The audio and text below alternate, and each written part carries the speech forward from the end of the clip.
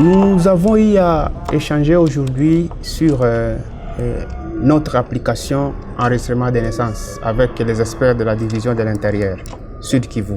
Dans cet échange, nous avons eu également à expliquer c'est quoi le système eGov. Le système eGov, c'est une plateforme numérique développée par Verditra, conçue pour appuyer le gouvernement dans la gestion de ces données numériques.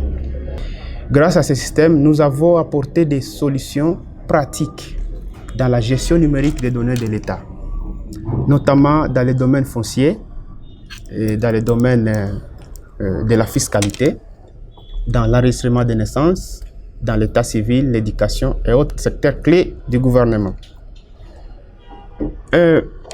Nous avons eu à présenter comment l'application fonctionne, cette application enregistrement des naissances, qui a été à l'objet de notre échange aujourd'hui. Cette application est très simple à utiliser. Elle contient 4 pages. La première page concerne les informations générales sur le nouveau-né. La deuxième page consiste à saisir les informations sur le père, les identités du père.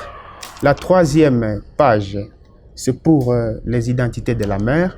Et enfin, la quatrième pour clôturer l'enregistrement. Cette application a été conçue avec l'apport des experts de l'état civil, les experts de la santé, certains humanitaires ont été aussi contactés, et ensuite des agents de la gouvernance électronique, parce que ce sont eux qui ont maintenant apporté les aspects technologiques pour permettre à ce que cette application apporte des innovations dans le processus d'enregistrement des données sur les naissances.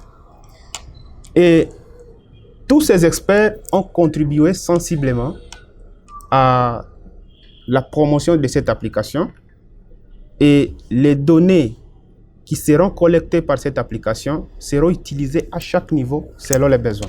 Notre application a rencontré le besoin du partenaire.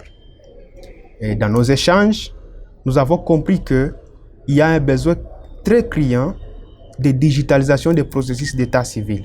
eGov a fait le grand travail qu'il fallait, et le reste, ça concerne seulement la pratique et le réalisme sur terrain en ce qui concerne notre chère province, ici en ville et dans le milieu rural.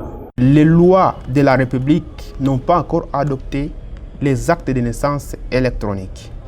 Et ça, c'est un processus que nous allons commencer ensemble pour voir dans quelle mesure les différents partenaires étatiques et non étatiques vont intervenir dans les plaidoiries afin d'adopter cet acte de naissance digital partout en République démocratique du Congo. Les informations telles que collectées, elles commencent toujours à la base.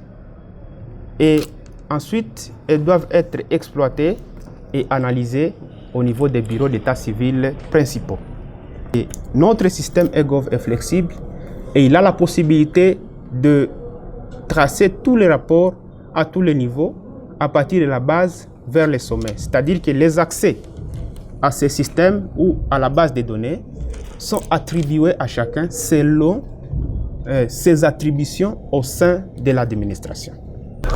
Cette application sur l'enregistrement électronique des naissances est susceptible d'être utilisée dans toutes les structures sanitaires où il y a des cas de naissance. Dans certaines localités ou villages, il peut arriver qu'il y a des naissances hors des structures sanitaires, c'est-à-dire des naissances à la maison ou en cours de route. Et tout cela doit être pris en charge par l'application. C'est-à-dire, nous sommes là pour guider la division de l'intérieur, mais aussi toutes les structures sanitaires, à prendre toutes les données nécessaires sur les naissances. L'application tient compte des dispositions légales de notre pays en ce qui concerne la délivrance de l'acte de naissance digital. C'est-à-dire qu'il y a un délai de 90 jours légal pour qu'un enfant bénéficie d'un acte de naissance. Et toutes les données collectées par l'application appartiennent à l'État. Ça, il faut préciser parce que l'État est propriétaire de toutes les informations de la gouvernance. Et c'est à l'État de les orienter à qui il veut pour les fins utiles. Nous sommes très soucieux d'apporter notre expertise au développement de la RDC. Parce que, au-delà de ce que nous sommes en train de faire, comme prestation de services, nous sommes animés d'un esprit patriotique. Et il y a une certaine maîtrise sur les problèmes de notre pays, surtout en termes de gestion manuelle des données. Nous sommes soucieux d'y apporter des solutions pratiques dans la digitalisation des processus de l'État.